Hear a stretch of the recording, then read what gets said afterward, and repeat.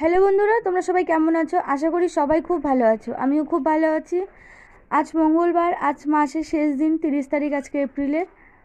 আর চলো, আমি তোমাদের দাদাভাই চলে গেল, তোমরা দেখতে পেলে।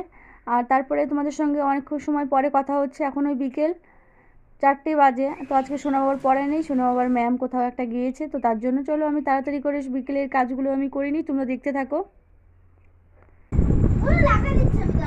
কিছু সমস্যার কারণে আমি লং ভিডিও ছাড়তে পারছি না, তো ভাবলাম চলো তোমাদের সঙ্গে আজকে ছোটো একটা মিনি ব্লগই শেয়ার করি।